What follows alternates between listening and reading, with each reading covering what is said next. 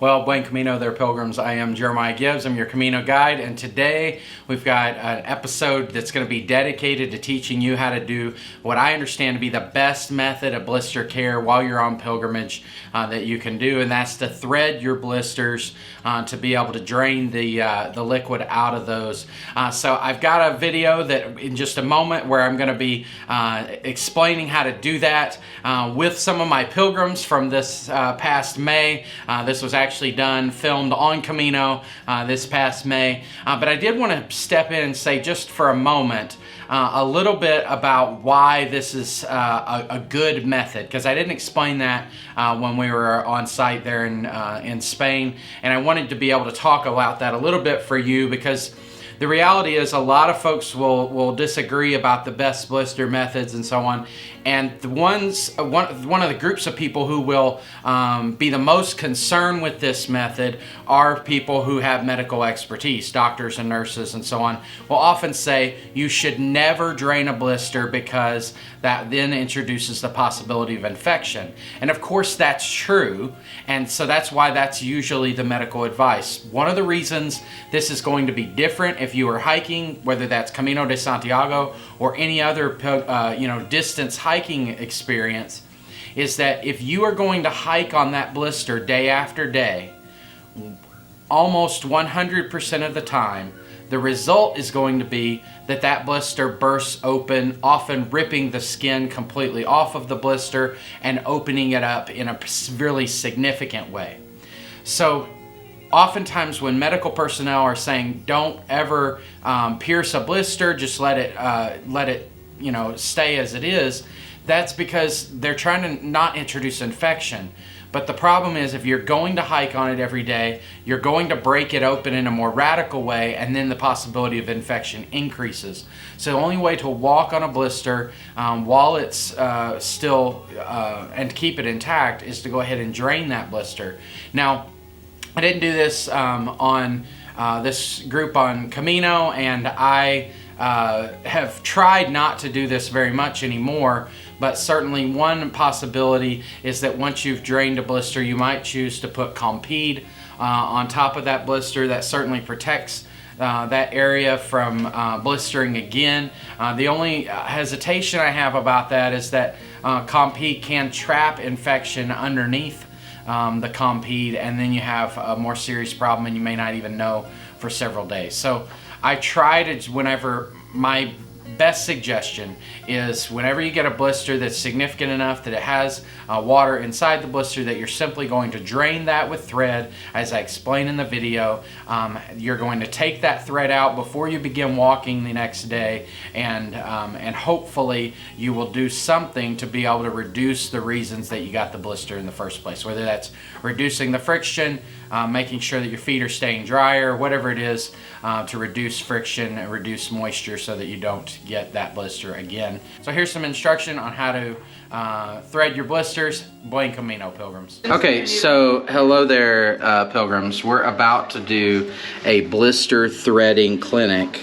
I'm Rachel. And you'll notice that I have a needle threader that I brought on Camino because I am a prepared pilgrim. It smells like toes. Are you bragging about yourself? I am bragging about myself. Were you not going to disinfect the area? I am going to disinfect the area. We're going to teach people how to do that. I'm putting hand sanitizer on the thread because the thread is going to be left in there, and we have to make sure that this is not, doesn't have any infection on it. I do keep the thread in a medicine bottle so that it is not contaminated just through my pack or whatever. It's important that because what we're trying to do is be able to drain the blister without getting infection in it. The thread is the key to that, but that means that the thread has to be disinfected, and I just do that with hand sanitizer. What I often do is actually store the thread in gel hand sanitizer in my medicine bottle, but I don't have it in there right now, so we're coating the thread with hand sanitizer right now. So all you have to do is you want to go in one side. You want to start, I mean, obviously right here is our real skin, so we want to start where the blister starts. We're going to pierce that, but we're going to not go into the skin that's underneath. I need some toilet paper if anybody has any. This is going to start to drain. I have gauze. That'd be great. So, and now I'm going to go out the other side of it. Again, without piercing her skin underneath. And then when we pull the needle through, I'm actually going to do 2 of these with this same thread. So we're going to pull it all the way through and then cut it off. Does anybody have any scissors? Guess we're not totally prepared.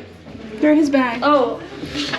So we're gonna try to go ahead and press the liquid out of the blister like that. And then after we've pressed it out of there for the most part, we're gonna pull that through. We're just gonna cut that off. Delicious.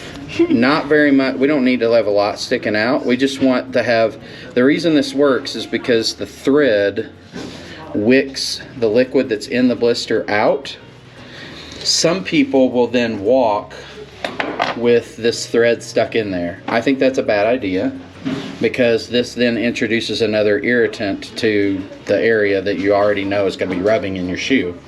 So I suggest usually that you pull it out either at the end of the night or in the next morning. Because we're doing this late tonight, I'd say you should pull it out in the morning before you walk. Okay? So we're just going to do that.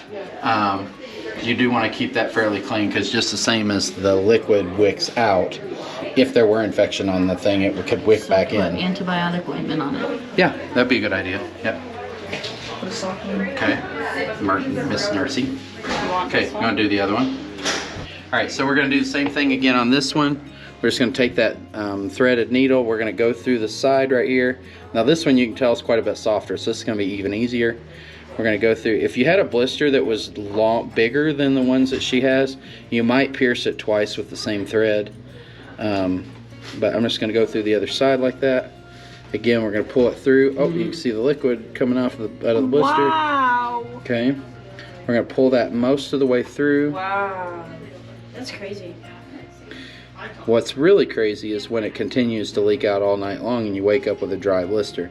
Because the key is if you can get the blister to dry out overnight, then it becomes much, much tougher than the very soft skin that's liquid now. Where'd that scissors go? That's unsanitary scissors now? I guess they weren't really sanitary before anyway. Oh my god. Sorry for It's okay, Rachel. Okay. So actually, I think I'm going to pull that through a little bit more because I don't want that much hanging out because I don't want you getting all that. Ow! Whatever. Did it hurt? No, I didn't touch her. Oh. What the frick is up, YouTube? We're back. Make sure you smash that subscribe button, hit the bell, link in the bio, buy my merch. Can we do a